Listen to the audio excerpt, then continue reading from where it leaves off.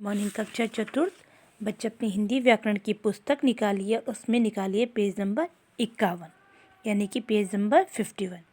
तो page number 51 में आपका है विशेषण यानी कि एडजेक्टिव। तो यहाँ देखिए बच्चों, कुछ शब्द हमें संज्ञा व सर्वनाम के बारे में बताते हैं कि वह कैसा है, कितना है आदि। जैसे सुंदर मोर नाच रहा है, मेरे पास एक पतंग है, चाय में चीनी अधिक है, यह मेरी पुस्तक है। ऊपर के चारों वाक्यों में दिए गए सुंदर, एक, अधिक और यह शब्द मोर, पतंग, चीनी और पुस्तक के कुछ न कुछ विशेषता प्रकट कर रहे हैं। विशेषता बताने वाले ऐसे ही शब्दों को हम विशेषण कहते हैं। जैसे काला, गोरा, छोटा, पतला, सुंदर, कायर, वीर, एक, दो, सब आदि। संज्ञा या सर्वनाम की विशेषता प्रकट करने वाले शब्दों को विशेषण कहते हैं। विशेषण की परिभाषा क्या है? संज्ञा या सर्वनाम की जो विशेषता बताते हैं उन्हें हम विशेषण कहते हैं। अब आता है विशेष्य। विशेषण जिन संज्ञा या सर्वनाम शब्दों की विशेषता बताते हैं उन्हें विशेष्य कहते हैं। विशेषण जिस संज्ञा या सर्वनाम शब्दों की विशेषता बताते हैं उसे हम विशेष्य कहते हैं।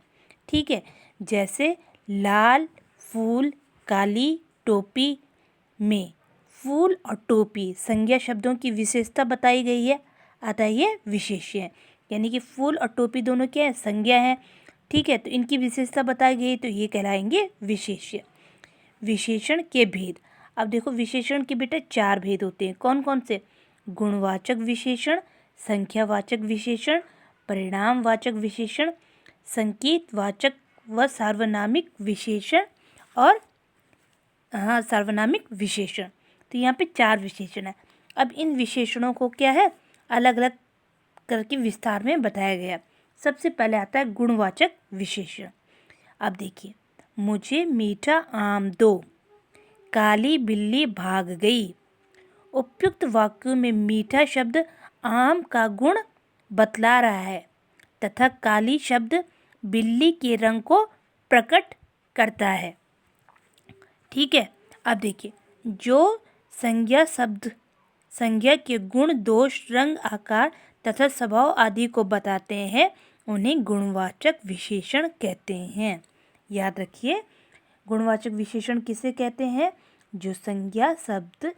जो शब्द संज्ञा के गुण, दोष, रंग, आकार तथा स्वभाव आदि को बताते हैं उन्हें गुणवाचक विशेषण कहते हैं। जैसे उदाहरण देखिए, सुंदर, चतुर, उदार, मूर्ख, नवीन, पतला, गोरा, रोगी, गर्म, ठंडा आदि। ये किसके उदाहरण है? ये आपके हैं कौन से? गुणवाचक विशेषण के उदाहरण। अब आगे बढ़ते हैं। अब देखिए दूसरा है संख्यावाचक विशेषण। संख्यावाचक विशेषण है, देखिए, 3 बंदर वृक्ष की डाल पर बैठे हैं, बाग में आम के 5 वृक्ष हैं। उपयुक्त वाक्यों में 3 और 5 शब्द बंदर और आम के पेड़ों की संख्या बता रहे हैं, इसलिए ये संख्यावाचक विशेषण है। संख्यावाचक विशेषण की परिभाषा होती है, जो विशेषण संज्ञा या सर्वनाम की संख्या का बोध कराते हैं उन्हें संख्यावाचक विशेषण कहते हैं। अन्य उदाहरण है इसकी, जैसे 100, 50, कुछ, कई। ये क्या है? संख्या है। ठीक है, तो यहाँ पे हमने 2 कर लिए। कौन कौन से के लिए? पहले गुणवाचक और संख्यावाचक, 2 हो गए।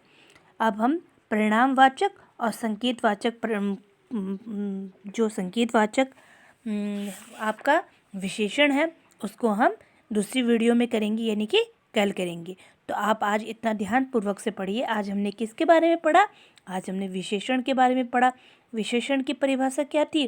संज्ञा या सर्वनाम की विशेषता प्रकट करने वाले शब्दों को विशेषण कहते हैं। विशेषण के 4 भेद होते हैं: गुणवाचक विशेषण, संख्यावाचक विशेषण, परिणामवाचक विशेषण, संकेतवाचक या सार्वनामिक विशेषण। गुणवाचक विशेषण के बारे में हमने पढ़ा था कि जो शब्द संज्ञा के गुण, दोष, रंग, आकार तथा स्वभाव आदि को बताते हैं उन्हें गुणवाचक विशेषण कहते हैं। दूसरा विशेषण हमने पढ़ा था संख्यावाचक विशेषण।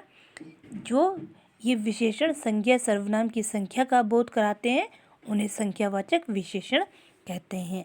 तो इतना आप ध्यानपूर्वक पढ़िए, इसके आगे का हम दूसरी वीडियो में पढ़ेंगे। ओके।